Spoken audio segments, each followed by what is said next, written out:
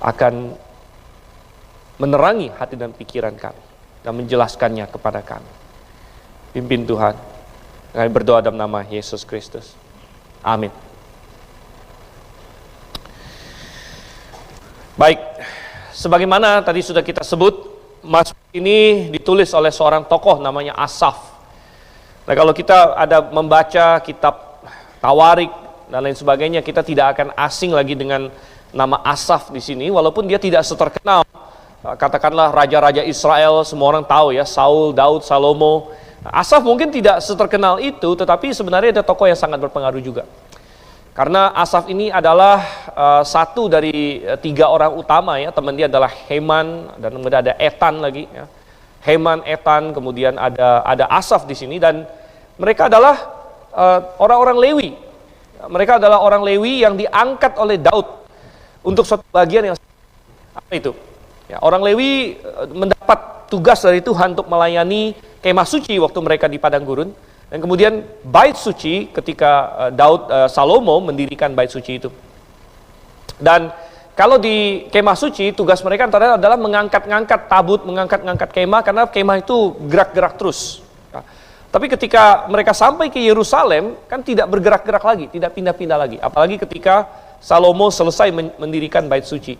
Oleh karena itu, apa pelayanan orang Lewi jadinya? Oh, tentu banyak. Mereka ada mengerjakan berbagai tugas. Saya bisa membayangkan mungkin mereka bagian kebersihan di bait suci dan lain sebagainya. Tetapi ada satu tugas yang sangat mulia yang dilakukan oleh orang-orang Lewi yang kemudian dipercayakan salah satunya kepada Asaf ini, yaitu bagian memuji Tuhan. Nah, jadi konsep suatu paduan suara itu untuk memuji Tuhan itu dimulai oleh Raja Daud.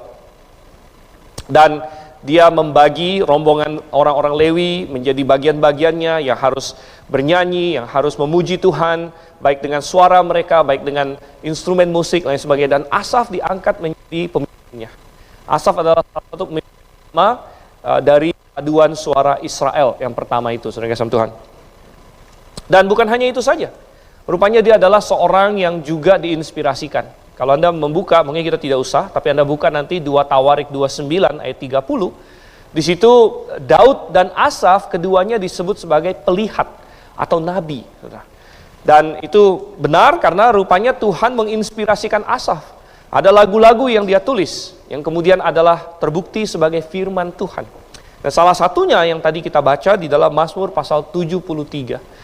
Mungkin ini adalah Mazmur Asaf yang paling terkenal. Ada beberapa Mazmur yang dia tulis, dan ini adalah salah satu yang penuh dengan pengajaran. Dan pasal-pasal seperti inilah yang membuat kita merasa tidak heran bahwa Mazmur pun, kitab Mazmur pun, walaupun Mazmur bisa disebut sebagai buku kidung puji-pujian, buku nyanyi, tapi Mazmur juga dikategorikan sebagai kitab hikmat karena mengandung hikmat yang begitu penting bagi kita. Karena di dalam Mazmur pasal 73 ini, Mazmur ini, Asaf dalam inspirasi Tuhan mengajarkan suatu prinsip yang sangat penting untuk kehidupan kita. Dan apa prinsip itu, apa yang diajarkan dan sebagainya, itulah yang akan kita bahas pada hari ini. Ada 4 poin saja yang ingin saya bahas dari 28 ayat ini mengenai prinsip yang diajarkan di dalam Mazmur pasal 73. Yang pertama, saudara kasih Tuhan, kita melihat ayat yang 1. Bagaimana prinsip ini diajarkan, prinsip ini dinyatakan, saudara. Jadi Mazmur ini agak sedikit lain. Ada banyak Mazmur lain, di depannya ada masalah, ada pergumulan, kemudian solusinya sampai ke bagian terakhir. Tetapi kalau di Mazmur 73, prinsipnya atau pelajarannya atau kesimpulannya itu sudah dinyatakan di paling awal sekali. Ya, dan itu ada di ayat 1. Sesudah titelnya Mazmur Asaf, langsung prinsip atau pengajaran atau kesimpulannya disampaikan kepada kita. Nah, apa kesimpulannya, apa pengajarannya, prinsipnya di sini?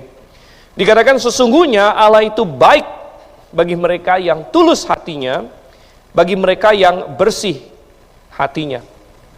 Jadi prinsip yang dinyatakan oleh Asaf di sini adalah bahwa Tuhan baik kepada orang yang mengikut Dia, orang yang tulus hati, orang yang bersih hatinya, artinya orang yang berkenan kepada Tuhan. Tuhan akan baik kepada orang tersebut, Tuhan akan memberkatinya. Nah, tentu satu koin dengan 2 sisi dari prinsip yang satu ini adalah kebalikannya. Kalau begitu, Tuhan pasti menghukum. Ya, Tuhan pasti akan membalas juga orang yang jahat, orang yang berlaku dengan tidak setia. Itu satu paket. Kalau Tuhan baik kepada orang yang bersih hatinya, maka Tuhan akan menghukum, Tuhan akan bertindak dengan keras terhadap orang-orang yang jahat. Ini prinsip, saudara kasih Tuhan. Dan prinsip ini sekilas sepertinya cukup sederhana. Karena prinsip ini memang diajarkan, ya, dan kebanyakan orang sudah mendengar prinsip ini dari dia kecil. Sudah diajarkan dari kecil, hati-hati, gitu kan? Tuhan akan memberkati kamu, Tuhan akan memberkati, dan kadang-kadang Tuhan di sini dinyatakan dalam perwakilan-perwakilannya, gitu. Perwakilan-perwakilannya, misalnya salah satu perwakilan Tuhan adalah orang tua. Ya, orang tua akan hukum kamu kalau kamu anak yang nggak benar, kalau kamu berbuat jahat, dan akan kasih kamu hadiah kalau kamu baik. Atau kadang-kadang orang tua juga mengajar pakai polisi.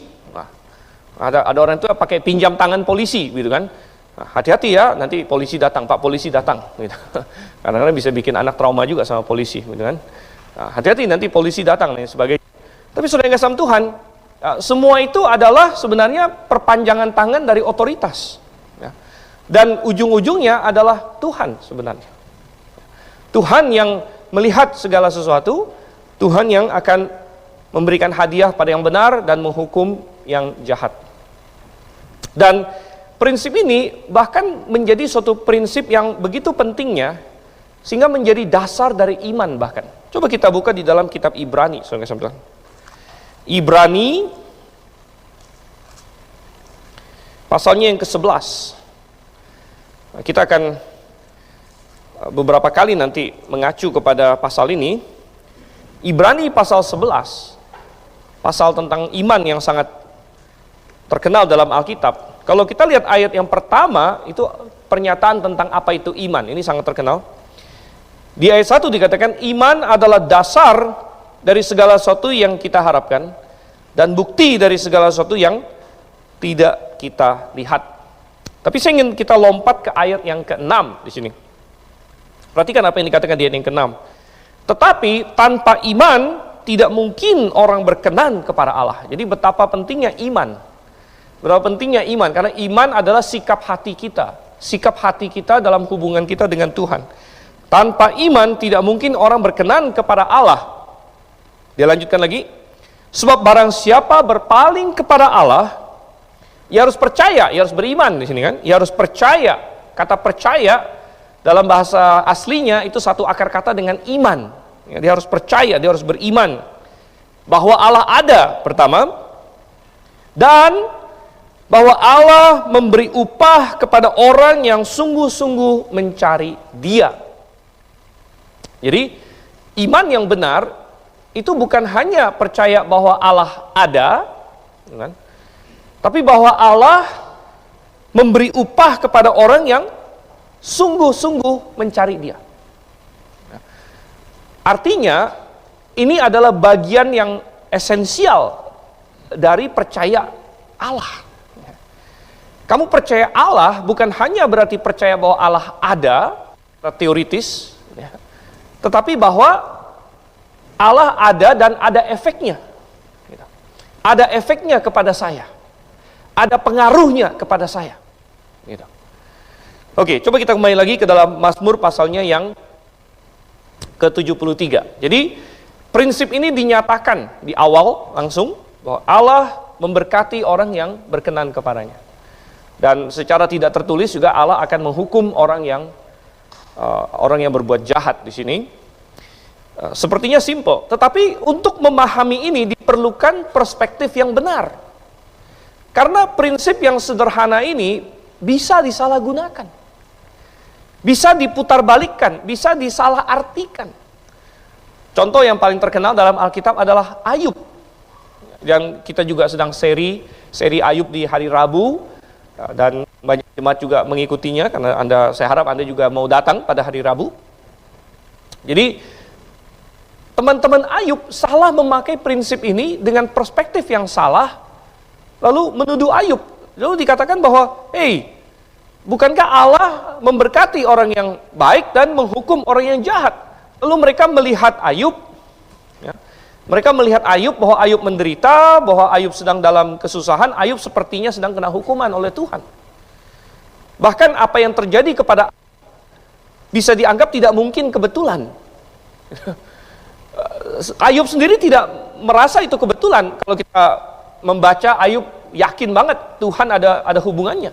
Dia berkata, Tuhan telah menghajar aku, Tuhan telah ini. Karena Anda bisa bayangkan, seperti orang melempar dadu gitu kan, melempar dadu. Anda bilang, berapa kali kalau Anda lempar dadu 10 kali dapat angka 6 gitu misalnya. Nah, itu tinggal secara matematika dihitung saja itu. Ya, permutasi, kombinasinya segala macam. Ya. Lalu apa yang terjadi kepada Ayub? Bagaimana dalam satu hari? Ya. Pertama datang kabar tentang dombanya, kabar datang tentang unta-untanya, kabar datang tentang pokoknya satu persatu aset dia itu hilang. Dan hilangnya dengan cara yang luar biasa, hilangnya total begitu. Sampai terakhir anaknya. Sehingga baik Ayub maupun teman-temannya merasa ini nggak mungkin kebetulan. Ini nggak mungkin kebetulan. Pasti ada sesuatu di sini. Dan teman-temannya langsung menyimpulkan, karena kamu kena hukum oleh Tuhan, maka kamu pasti orang yang jahat. Kamu pasti orang yang tidak berkenan kepada Tuhan. Oleh karena itu kamu harus bertobat, Ayub. Dan di situ kita melihat bahwa teman-temannya berpegang kepada prinsip ini, tapi dengan salah. Ada contoh yang lebih belakangan ini, menarik sekali bahwa tadi lagu terakhir yang kita nyanyikan, dipilih oleh pemimpin nyanyi adalah It is well with my soul, atau nyamanlah jiwaku. Dan kita sudah sering sebut ini, tapi mungkin bagus untuk mengingatkan lagi bahwa lagu ini ditulis oleh seorang Amerika namanya Horatio G. Spafford. Horatio G. Spafford, dan ada kisah yang sangat luar biasa di balik penulisan lagu ini. Kita hari ini menikmati lagu tersebut. Salah satu lagu yang sangat indah dalam buku nyanyi kita, It is well with my soul. Nyamanlah jiwaku, nyamanlah jiwaku. Dan kalau orang tidak tahu ceritanya, mungkin dia berpikir orang yang menulis lagu ini sedang asik-asik duduk di bawah matahari gitu kan. Wah, nyamanlah jiwaku begitu, sedang menikmati enaknya kehidupan, nyamanlah jiwaku. Tapi bukan. Horatio G. Spafford tidak menulis lagu itu dalam kondisi seperti itu. Melainkan dia menulis lagu itu ketika dia baru saja kehilangan 4 anak putrinya, 4 anak perempuannya. Jadi kisahnya waktu itu Horatio G. Spafford adalah seorang bisnismen di Amerika. Dia punya bisnis, dia orang yang lumayan berada. Lalu ada kebakaran di salah satu bisnisnya. Ya, jadi sudah kena masalah ekonomi, salah satu bisnisnya kebakaran. Dan lalu dia bilang sama keluarganya, kayaknya kita lagi stres, ada masalah dan sebagainya, mari kita liburan ke Eropa. Ya, memang dia orang yang cukup berada, liburannya ke Eropa. Kita libur ke Eropa katanya sini ya. Lalu mereka naik kapal, saudara. Mereka sudah beli tiket kapal. Dan pada menit terakhir, Horatio ada hal yang menahan dia, ya, sehingga ada bisnis dan sebagainya. Sehingga akhirnya dia terpaksa nggak bisa pergi duluan. Dan dia bilang sama istrinya, nggak apa-apa, kamu aja duluan, saya akan menyusul dengan kapal selanjutnya. Jadi dia tidak naik kapal itu. Nah, lalu apa yang terjadi, saudara yang kasih Tuhan? Dalam tengah perjalanan dari New York ke Eropa, kapal yang ditumpangin oleh istri Spafford dan dengan 4 orang anak putrinya tenggelam. Ya, tenggelam. Dan 4 anak putrinya meninggal, istrinya berhasil diselamatkan oleh kapal yang dekat di situ. Dan sampai di Eropa, istrinya kasih telegram kepada Spafford. Hanya berkata bahwa selamat tapi sendirian, katanya situ ya. Selamat tapi sendirian. Nah, Spafford sudah beli tiket kapal berikutnya. Nah, dia tahu istrinya sedang sangat sedih, kehilangan 4 orang putri.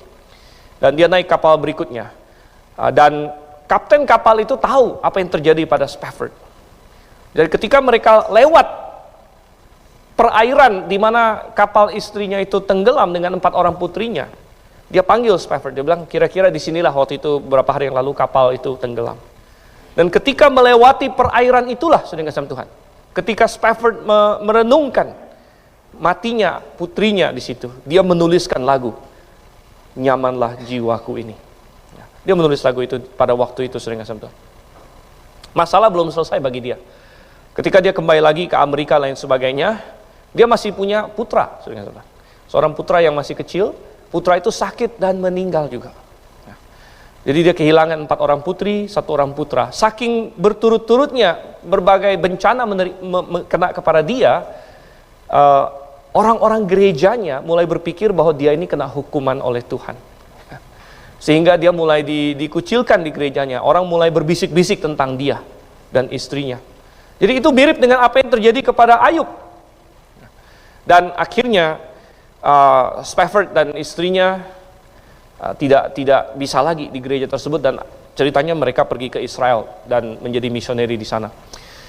Oke, tapi itu adalah contoh bagaimana kalau prinsip ini disalah artikan, maka bisa menjadi kekacauan juga. Coba kita masuk selanjutnya, kita buka lagi dalam Mazmur pasal 73 di sini. Jadi ayat pertama adalah prinsip ini diajarkan. Nah, selanjutnya kita akan lihat dari ayat 2 sampai ayat yang ke-14. Ayat 2 sampai 14 adalah prinsip ini dipertanyakan. Prinsip ini dipertanyakan. Ya, prinsip itu tadi sudah dinyatakan oleh Asaf di ayat 1. Tuhan itu memberkati orang yang baik, memberkati orang yang bersih hatinya, menghukum orang yang jahat. Tapi kemudian Asaf sendiri menceritakan pergumulan dia rupanya.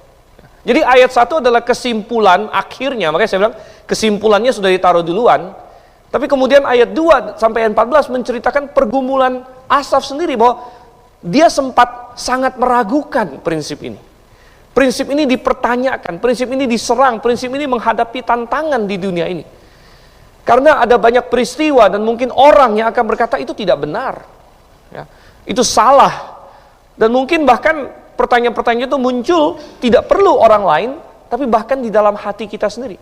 Bahkan sebagai orang yang percaya, ketika kita mengalami pengalaman-pengalaman, ya, maka kita bisa juga mempertanyakan hal ini. Kita tidak tahu pengalaman pribadi apa yang dihadapi oleh Asaf. Kita tidak tahu dia umur berapa waktu dia diangkat menjadi pemimpin paduan suara oleh Daud dan sebagainya. Fakta bahwa dia begitu dekat dengan Daud, bisa jadi berarti dia adalah salah satu pengikut setia Daud. Dan bisa jadi juga, lagi kita tidak punya catatannya, bisa jadi dia orang yang pernah ikut lari ke sana ke sini bersama dengan Daud. Dan dia mengalami berbagai kesukaran yang Daud alami. Sehingga dia dekat dengan Daud dan Daud angkat dia menjadi pemimpin paduan suara.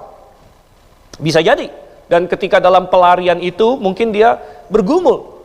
Kenapa orang jahat seperti Saul yang jelas-jelas tidak benar, yang sudah Daud selamatkan 2 kali, padahal Daud punya kesempatan untuk membunuh Saul dan tidak, dan Daud orang yang begitu baik dan lain sebagainya. Kenapa Saul tetap sebagai raja, sedangkan kita luntang-lantung sana sini, hidup seperti tidak jelas, seperti anjing yang lari dari gua ke gua, bahkan nongol ke kota pun tidak berani. Kenapa Tuhan? Kenapa Tuhan? Dan itu bukan waktu yang singkat, saudara-saudara. Mereka melakukan itu bertahun-tahun lamanya, mereka tertekan bertahun-tahun lamanya. Sampai mereka harus lari ke daerah orang Filistin dan sebagainya. Sekali lagi kita tidak tahu persisnya pengalaman pribadi Asaf. Dan memang tidak perlu, karena pengalaman tiap-tiap orang bisa beda-beda. Tetapi pertanyaannya bisa sama. Pertanyaannya bisa sama, benarkah Tuhan memberkati orang yang benar? Benarkah Tuhan menghukum orang yang jahat? Karena sekilas tampak, dan dari apa yang bisa saya observasi, kok sepertinya tidak begitu.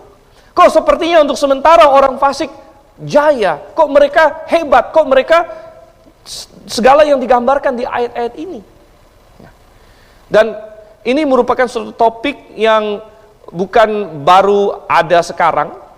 Banyak orang bertanya hal seperti itu sekarang. Tapi sekali lagi ini bukan pergumulan yang baru, saudara.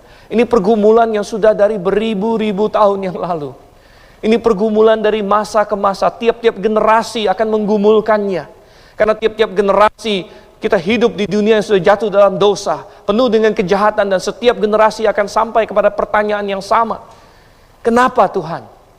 Mengapa sepertinya yang jahat menang? Kenapa ada kejahatan dan lain sebagainya? Oleh karena itu ini bukanlah sesuatu yang baru generasi kita temukan. Tidak. Bahkan ini juga bukan satu-satunya pasal di Alkitab yang membahas topik ini. Ini hanya salah satu pasal yang cukup komprehensif membahasnya. Pertanyaan yang sama muncul di kitab Habakuk misalnya. Bahkan di kitab Mazmur sendiri beberapa pasal membahas topik yang sama. Dan apa yang dikatakan oleh Asaf di sini, dia mengobservasi. Dia bilang di ayat yang kedua, aku hampir terpleset katanya ya, aku nyaris tergelincir karena aku cemburu kepada pembual-pembual. Kalau aku melihat kemujuran orang-orang fasik, ya, sepertinya mereka mujur. Ya. Kesakitan tidak ada pada mereka. Ya, sepertinya mereka sehat. Bukan cuma sehat, sampai gemuk katanya. Sehat dan gemuk. Nah, sekali lagi, kalau hari ini ada suatu stigma negatif kalau gemuk ya, atau gendut lah istilahnya. Gendut di stigma negatifkan. Tapi pada masa itu, gemuk itu pertanda sukses malah. Ya, sukses, makmur gitu kan. Nah, jadi mereka ini sehat, gemuk katanya sini. Jadi yang agak gemuk menghibur diri, nggak apa-apa ya. Mereka tidak mengalami kesusahan manusia katanya, tidak kena tulah, wow, berkalungkan kecongkakan, berpakaian kekerasan, sekalipun mereka jahat, ya, memakai kekerasan dan sebagainya, kok mereka sukses? Justru karena mereka pakai kekerasan mereka sukses. Mereka menindas orang, mereka tidak takut kepada hukum dan lain sebagainya. Ya, kita lanjut lagi di sini. Kata-kata mereka juga jahat. Jadi tindakan mereka jahat, kata-kata mereka jahat di ayat 8. Mereka menyindir, mengata-ngatai dengan jahatnya. Hal pemerasan dibicarakan, mereka dengan tinggi hati, mereka bangga akan kejahatan mereka. Ya, mereka bangga. Ya, dan mereka membuka mulut melawan langit, lidah mereka membual di bumi. Sebab itu orang-orang berbalik kepada mereka, mendapatkan mereka seperti air yang berlimpah-limpah. Mereka populer. Mereka sepertinya mengajarkan hal-hal yang membuat orang senang, dan orang berpikir, oh inilah orang yang sukses. Jadi kalau kita mau sukses harus ikut yang seperti ini. Saudara, perhatikan ayat yang ke-11. Dan mereka berkata, bagaimana Allah tahu hal itu? Adakah pengetahuan pada yang maha tinggi? Ini adalah ateisme praktis. Ateisme praktis. Artinya, bisa jadi secara teoritis mereka percaya ada Allah, tapi pada prakteknya mereka tidak mencerminkan itu. Mereka berkata, Allah tidak tahu. Kalaupun Allah ada, dia pun tidak tahu. Dia tidak peduli. Dan ini adalah ateisme praktis, saudara kasih Tuhan. Kita tidak peduli tentang ateisme teoritis yang dipertandingkan oleh para filsuf. Ya. Adakah bukti ada Allah, bukti tidak ada Allah, dan lain sebagainya. Tetapi bagaimana pada prakteknya? Begitu banyak orang secara teori berkata, aku percaya ada Allah. Bahkan ada orang Kristen, saudara. Ada satu buku yang saya pernah lihat judulnya, katanya apa? Kristen ateis, katanya situ. Kristen ateis. Sekilas kita bilang, kok bisa ada Kristen ateis? Kristen kan nggak mungkin ateis. Tapi maksud buku itu adalah Kristen si Kristen, tapi tindakannya ateistik. Tindakannya tidak memperhitungkan Tuhan. Dan itu kan sama saja, maksudnya kamu ngomong kamu percaya Tuhan, tapi Tuhan tidak ada efeknya bagi kamu. Dan ini kembali lagi ke yang tadi kita baca, iman yang benar, iman yang Tuhan inginkan. Yang tadi kita baca di dalam Ibrani 11 ayat 6, bahwa tidak ada orang yang bisa berkenan kepada Tuhan tanpa iman. Dan kalau orang mau berpaling kepada Allah, ia harus percaya, satu, bahwa Allah itu ada, dan dua, bahwa dia memberi upah kepada orang yang mencari dia. Jadi tidak cukup bahwa Allah ada, tapi kemudian tidak ada efeknya bagi saya. Melainkan Allah ada, dan dia berdampak pada saya. Bahwa dia akan memberikan upah, bahwa dia akan menghakimi saya. Dia akan menghukum saya kalau saya menyimpang, dan dia akan memberikan upah kepada yang sungguh-sungguh mencari dia. Nah, ini adalah baru iman yang benar. Oh saudara, kita lihat lagi. Jadi kembali ke Mazmur pasal 73 di sini. Ayat 12, sesungguhnya itulah orang-orang fasik, mereka menambah harta benda dan senang selamanya. Ya, ini adalah observasi kebanyakan orang. Observasi, wah sepertinya mereka sukses sekali, kaya, bertambah-tambah, senang selamanya. Nah, kebalikannya apa? Kebalikannya ayat 13 dan 14. Sia-sia sama sekali aku mempertahankan hati yang bersih dan membasuh tanganku tanda tak bersalah. Namun sepanjang hari aku kena tulah dan kena hukum setiap pagi.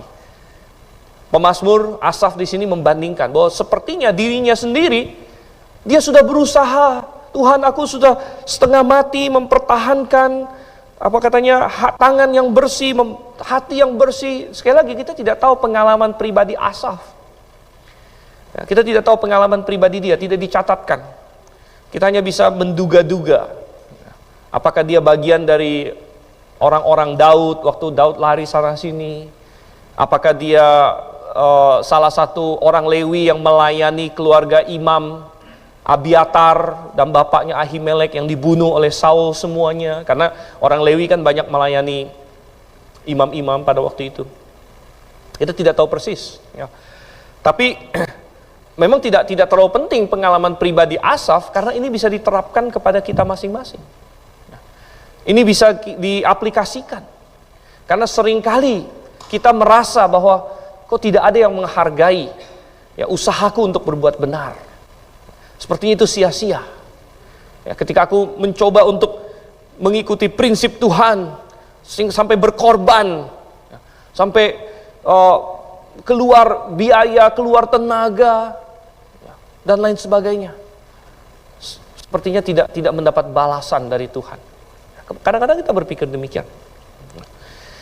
Jadi ini adalah tantangan, saudara-saudara, tantangan kepada prinsip ini. Nah, maka kita lihat yang selanjutnya. Jadi yang pertama adalah bahwa prinsip ini dinyatakan, diajarkan. Yang kedua adalah prinsip ini dipertanyakan.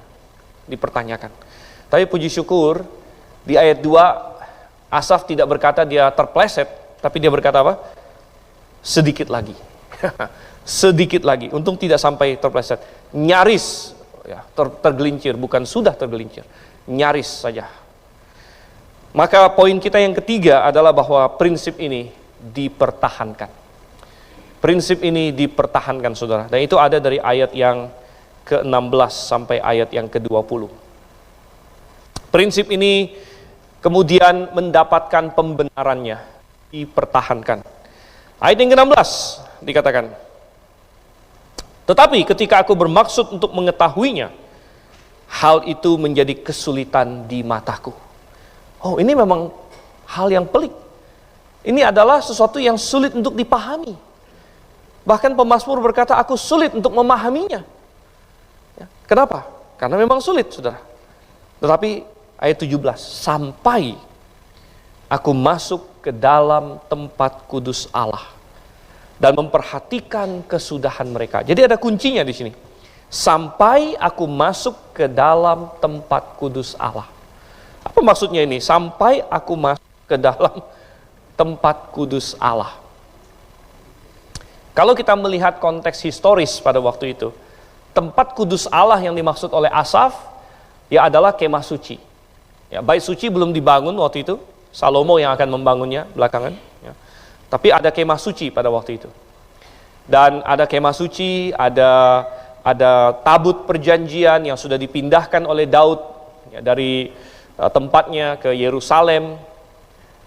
Dan Asaf sebagai seorang Lewi, dia punya kesempatan untuk melayani di sekitar kemah suci itu. Dan dia ada memakai waktu itu untuk mendekat kepada Tuhan dan merenungkan ya, dan memikirkan hal-hal ini ya. Nah, itu adalah tempat kudus Tuhan. Pada waktu itu Tuhan ya, masih dalam ibadah simbolik. Kehadirannya disimbolkan oleh tabut perjanjian. Sehingga ketika tabut itu dikembalikan oleh orang Filistin ya, dan orang-orang Israel sebagian ada yang penasaran, lalu coba-coba ngintip ke dalamnya. Makanya hati-hati ngintip, saudara-saudara. Ya. Nah, mereka ngintip ke dalam tabut itu, Tuhan membunuh orang-orang di situ. Begitu banyak orang Tuhan membunuh. Ya. Karena tabut itu melambangkan kekudusan Tuhan pada waktu itu. Dan Uza yang pegang juga mati. Ya. Tetapi seorang Lewi di sini, mereka punya tugas untuk melayani di sekitar tabut Tuhan, di sekitar kemah suci pada waktu itu. Dan Asaf memakai kesempatan untuk mendekat ke dalam tempat kudus Allah, katanya. Tetapi apa penerapannya bagi kita hari ini, saudara? Apakah kita hari ini mesti cari bait suci, kemah suci lagi? Tentu tidak juga. Ya. Penerapannya bagi kita adalah ada beberapa. Satu, hal ini tidak akan bisa dipahami kalau Anda belum diselamatkan. Itu nomor satu. Masuk ke dalam tempat kudus Allah, yang pertama adalah berbicara mengenai keselamatan. Berbicara mengenai keselamatan. Karena ketika Anda diselamatkan, baru Anda punya hubungan dengan Tuhan. Dan Anda baru bisa mendekat kepada Tuhan. Karena sebelum itu, Anda terpisah dari Bapa, terpisah dari Allah, Anda adalah musuh. Jangankan masuk ke tempat kudusnya. Kepelataran saya tidak boleh. Tetapi, apa yang Yesus Kristus lakukan? Ketika dia mati di kayu salib, darahnya tercurah. Maka dia sebagai imam besar, mewakili kita. Dia datang membawa darah. Oh, bukan darah domba, darah lembu, tapi darahnya sendiri. Darahnya sendiri dia bawa masuk ke dalam bait suci yang di sorga. Dan Yesus Kristus masuk ke dalam ruang maha kudus di situ. Dan mendamaikan kita dengan Allah Bapa. Sehingga Yesus berkata, akulah jalan dan kebenaran dan hidup. Tidak ada seorang pun sampai kepada Bapa kalau tidak melalui aku.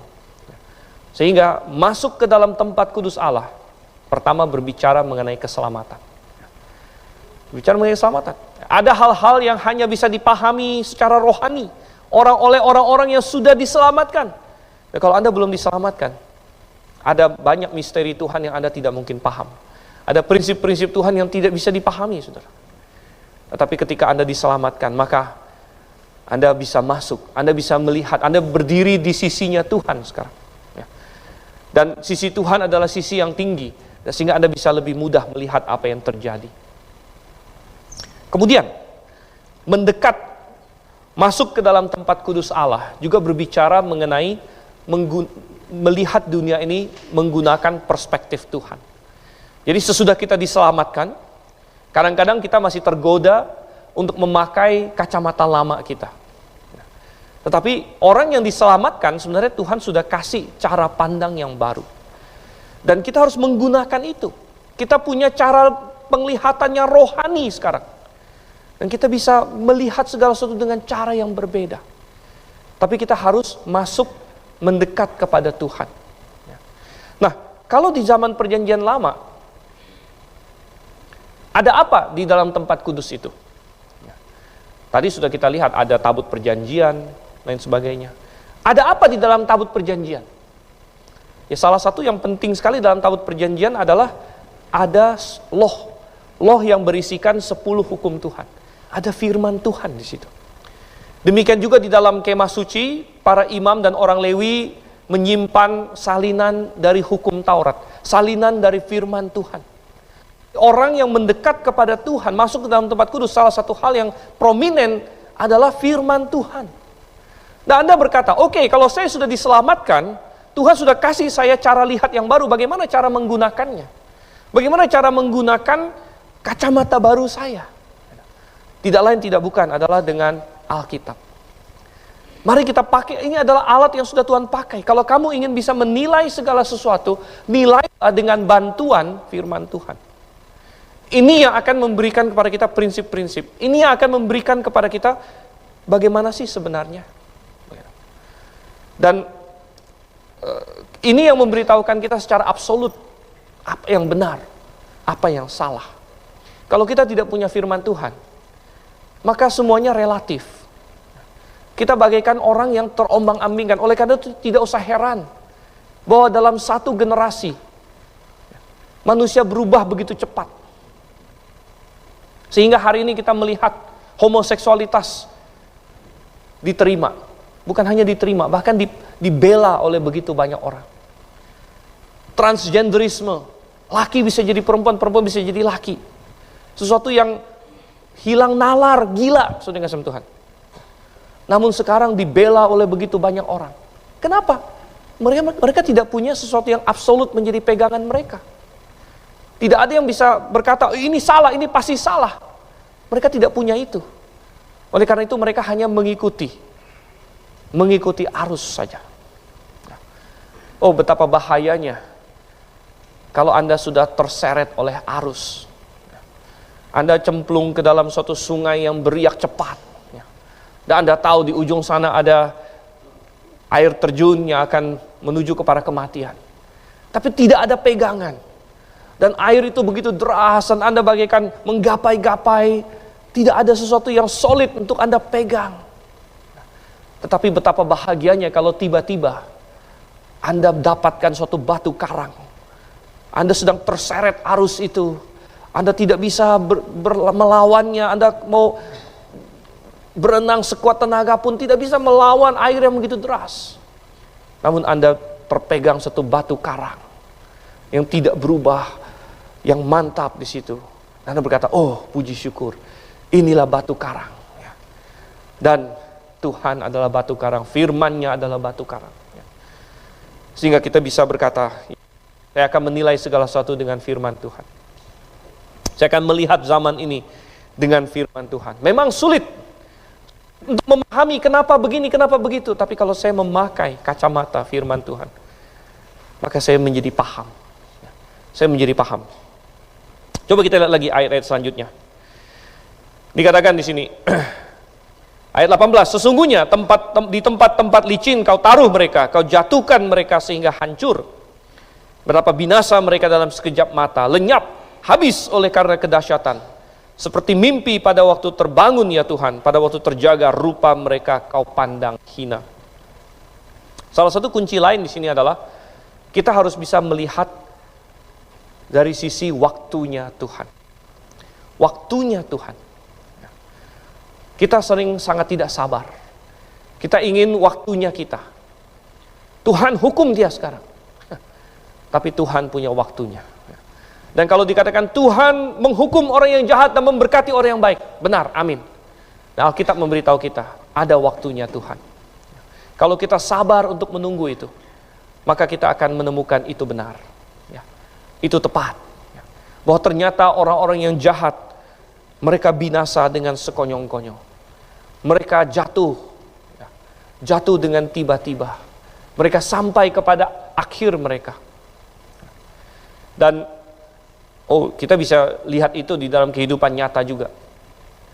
Kita mungkin bukan dalam waktu 1 hari, 1 minggu, tapi kita bisa melihat. Baik yang relatif cepat maupun yang agak lama, tapi ujung-ujungnya kejadian juga.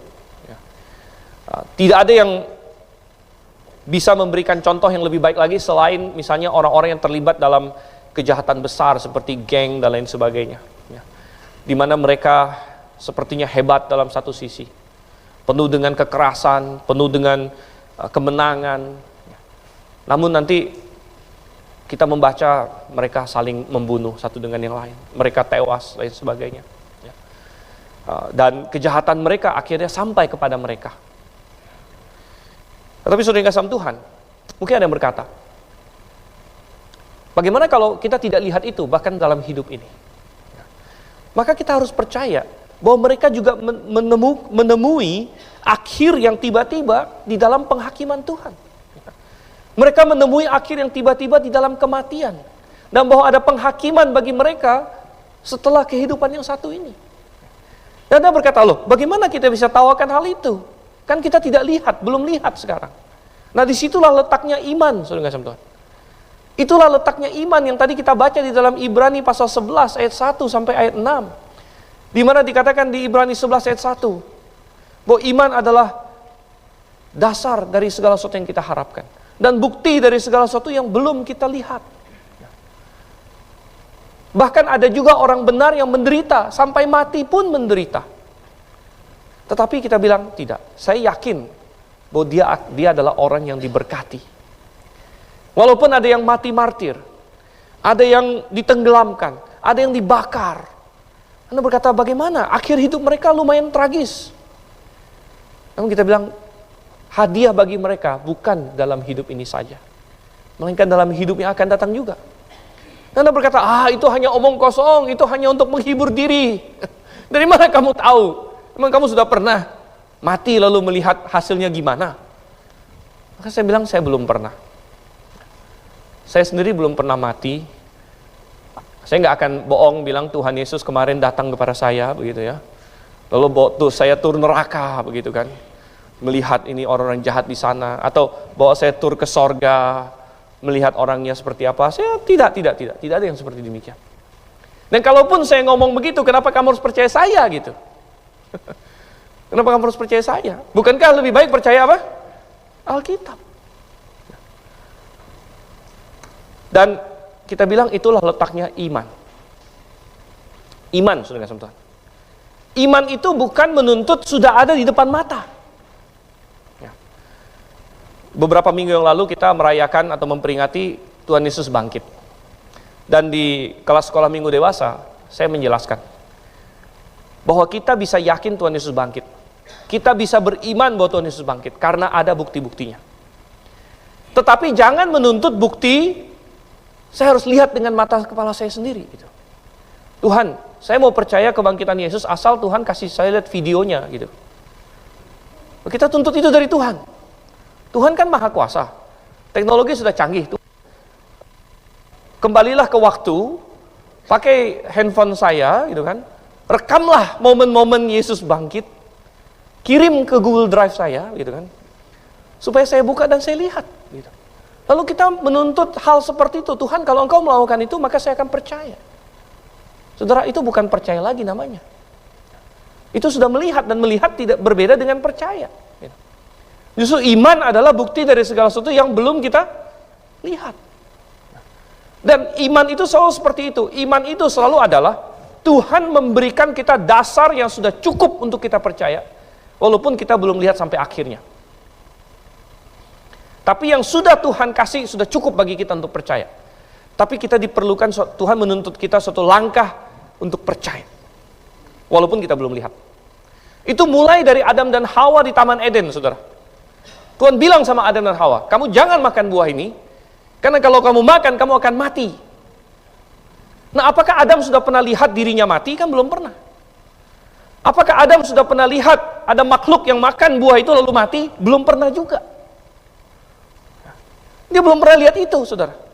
Kalau sudah lihat itu, maka nggak perlu iman lagi. Itu sudah melihat namanya. Tetapi Tuhan bilang, kalau kamu makan buah ini, kamu akan mati. Nah, apakah Adam punya dasar untuk mempercayai Tuhan? Ada. Dia sudah tahu karakter Tuhan yang baik pada dia. Dia tahu Tuhan adalah pencipta Taman Eden itu, dan pencipta dia. Tuhan yang sudah ciptakan Hawa dan bawa kepada dia. Jadi Adam sudah tahu Allah ini pencipta. Itu sudah dasar yang cukup untuk mempercayai apa yang Tuhan katakan, sekalipun dia belum lihat sampai ke ujungnya. Demikian juga kita hari ini, ada banyak hal-hal ujung yang belum kita lihat, saudara. Kita belum lihat penghakiman akhir. Kita bahkan belum lihat sorga. Tetapi saya katakan, Tuhan sudah memberikan kepada kita cukup dasar untuk mempercayai Dia. Tuhan sudah memberikan kepada kita cukup banyak bukti untuk percayai Dia.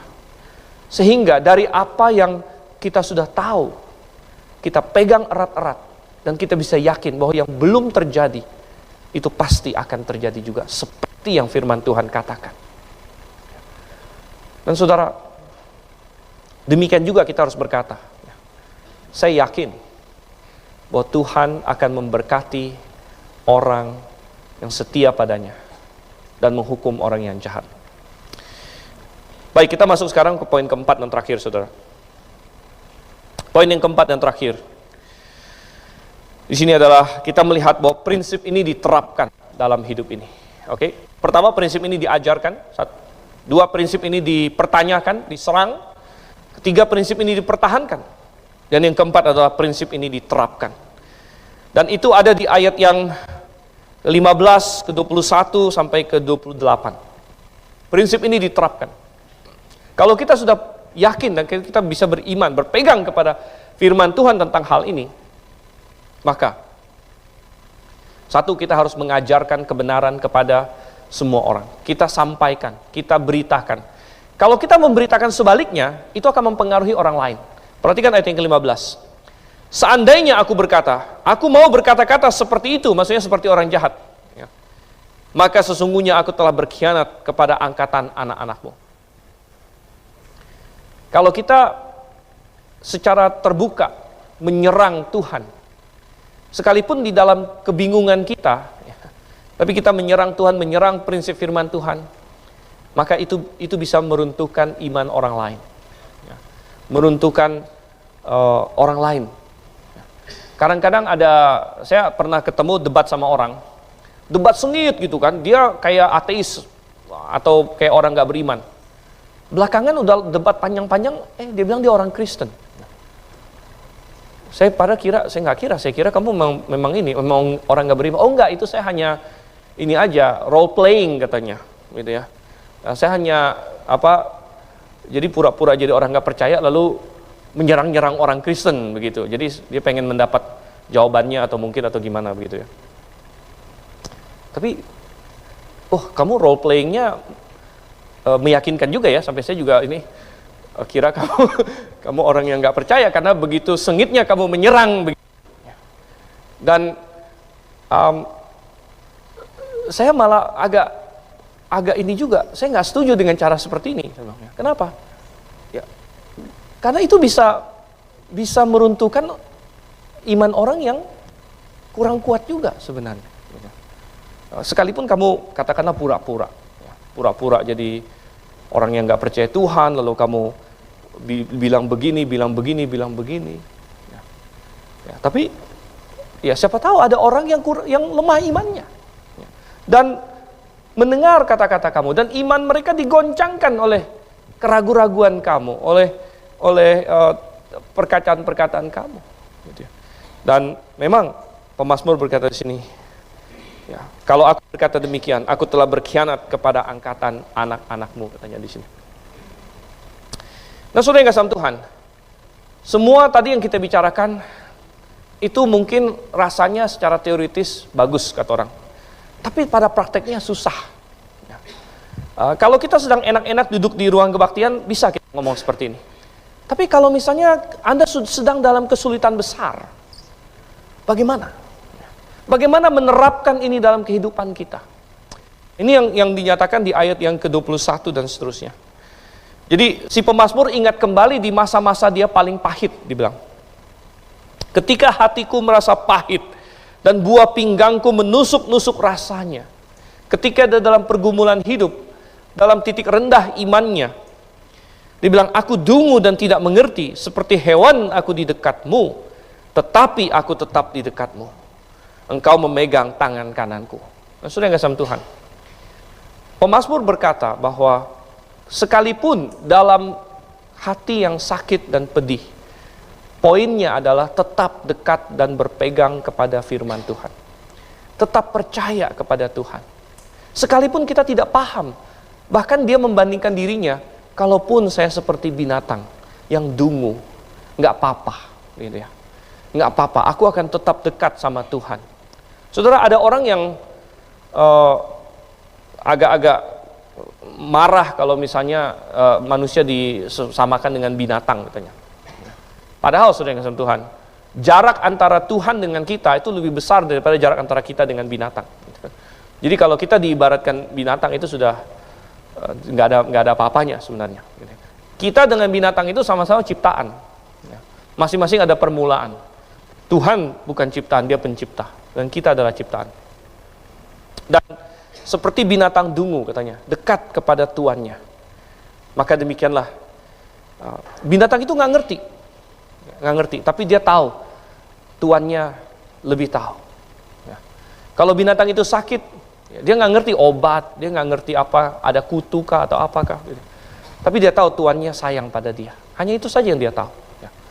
Dan kita juga, Tuhan ingin berkata, ada banyak hal yang kita tidak tahu dalam dunia ini. Kita tidak tahu masa depan. Kita tidak tahu apa yang akan terjadi, perang apa segala macam. Ya. Tadi lucu, saya ada bicara dengan seorang Kristen. Dia bilang, kenapa ya perangnya nggak jadi-jadi, katanya. Saya mau segera perang di Timur Tengah. Loh, saya bilang, kok begitu? Ya supaya Tuhan cepat datang, katanya. Gitu ya. Dia mau perang lebih seru, katanya. Saya bilang, kita nggak usah ngurusin ini, itu urusan Tuhan. Ya. Kita nggak tahu itu masalah. Ya. Tapi saudara nggak sama Tuhan. Ada banyak hal yang kita tidak tahu. Ya. Tapi kita bisa, pokoknya kita bilang, aku serahkan kepada Tuhan. Itu yang ini. Dan dengan itu, maka yang paling penting dalam dunia ini adalah hubungan kita dengan Tuhan. Itu saja. Yang paling penting adalah hubungan kita dengan Tuhan. Ini harus menjadi suatu prinsip bagi kita. Yang paling penting bukan jumlah uang kita. Yang paling penting bukan jumlah aset kita. Itu sangat rendah sekali dalam skala kepentingan. Tapi yang paling penting adalah bagaimana hubungan saya dengan Tuhan. Kalau hubungan saya semakin dekat dengan Tuhan, saya semakin paham Dia, semakin paham firman-Nya, itu adalah kemajuan. Itu adalah tahun pertumbuhan. Kalau Anda menilai tahun, ini tahun 2024, kita sudah 4 bulanan masuk ke dalam tahun ini.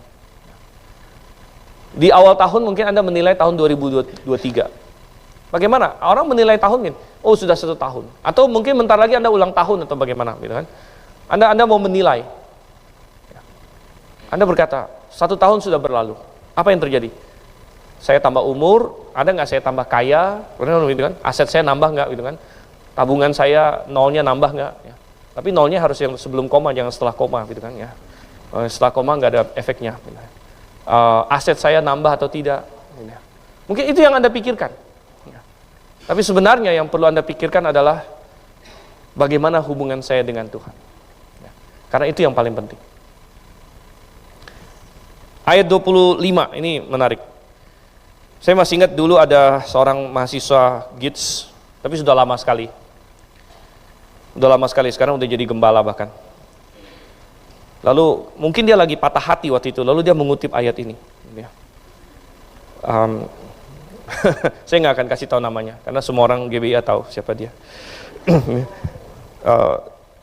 Siapa gerangan ada padaku di sorga selain engkau tidak ada yang kuingini di bumi ini. Dia bilang gitu kan. Jadi mungkin ada sebagian tahu siapa yang saya maksud, yang sudah senior sekali gitu ya. Dia kutip ayat ini. Ini apa maksudnya ini ya? Tidak ada yang kuinginkan di sorga selain engkau tidak ada yang kuingini di bumi, katanya. Ya. Maksudnya bukan berarti kita tidak mengasihi siapa-siapa di dunia ini. Tapi maksudnya adalah bahwa semua yang di dunia ini semu. Anda tahu bahkan suami istri pun adalah hubungan yang sementara untuk di dunia ini saja. Karena nanti di sorga Tuhan berkata kita hidup seperti malaikat, tidak ada lagi kawin mengawin. Oleh karena itu mengapa di dunia ini kalau misalnya suami Anda mati, Anda bisa menikah lagi. Istri Anda mati, Anda bisa menikah lagi. Tapi sampai di sorga bukan berarti istri Anda 2 atau suami Anda 2. Nah, saya masih ingat di waktu saya ke Amerika, saya ketemu satu orang tua namanya Harold. Dia sumbang uang besar ke gerejanya Dr. Strauss. Dengar-dengar cerita, dia udah tua, umur 80-an, istrinya juga 80-an. Harold, istrinya Edith namanya. Saya dengar cerita dia, rupanya si Harold ini dulu menikah dengan perempuan lain, istrinya mati, dia sudah punya anak, banyak anak udah dewasa juga, udah punya cucu malah. Si Edith ini juga dulu punya suami, juga sudah punya anak, punya cucu, suaminya mati. Lalu dua-duanya pada usia 80-an menikah sudah dengan Tuhan. Ya. Wah, ini luar biasa, kisah cinta yang luar biasa, gitu ya. Tapi kita bilang, nanti kalau mati masuk sorga, siapa suami istrinya kalau begitu? Ya kan? Nggak ada sudah dengan Tuhan, nggak ada. Karena di dalam sorga, hubungan kita satu dengan yang lain, bukan lagi hubungan suami istri, bukan lagi hubungan ayah dengan anak, atau saudara kandung, tapi hubungan kita semua adalah orang-orang percaya di dalam Tuhan. Dan oleh karena itu, hubungan dengan Tuhan itu yang nomor 1. Baik di dunia ini, apalagi nanti di sorga. Dan dengan itu kita bisa menghadapi semuanya.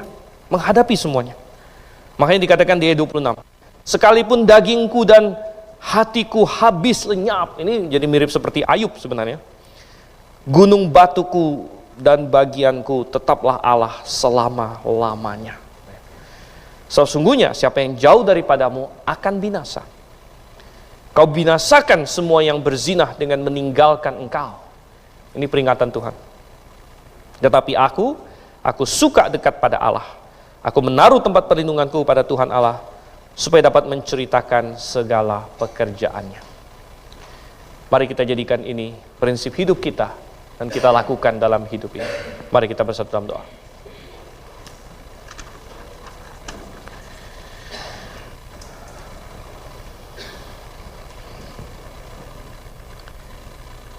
Bapa di surga, kami belum pernah melihat sorga. Kami belum pernah melihat dengan mata fisik kami, bahkan Tuhan Yesus yang pernah datang 2000 tahun yang lalu, mati di kayu salib, bangkit kembali. Tuhan, kami belum melihat itu dengan mata kami. Kami belum melihat penghakiman akhir, Tuhan. Kami belum melihat mahkota yang Kau sediakan bagi kami. Kami belum melihat api neraka yang tersedia bagi orang-orang yang terpisah dari Engkau. Kami belum melihatnya dengan mata jasmani kami. Namun kami melihatnya dengan mata rohani kami, karena firman-Mu menyatakan hal-hal itu. Firman-Mu telah menggambarkannya, firman-Mu menjanjikannya. Dan oleh karena itu kami memiliki alasan untuk mempercayainya. Alasan yang kuat. Tuhan, kami tahu dalam perjalanan hidup kami banyak hal akan mencoba menggoyangkan keyakinan kami. Membuat kami tidak peduli. Membuat kami cuek terhadap Engkau, terhadap penghakiman-Mu, terhadap prinsip-prinsip-Mu. Dan kadang-kadang pengalaman kami membuat kami bertanya-tanya. Kapan Tuhan? Benarkah Tuhan? Namun tuntun kami. Kalaupun kami harus seperti hewan yang dungu di dekat-Mu, tuntun kami. Supaya kami memahami hal ini dengan baik, mengajarkannya kepada orang lain, dan melakukannya dalam hidup kami. Kami berdoa dalam nama Yesus Kristus. Amin.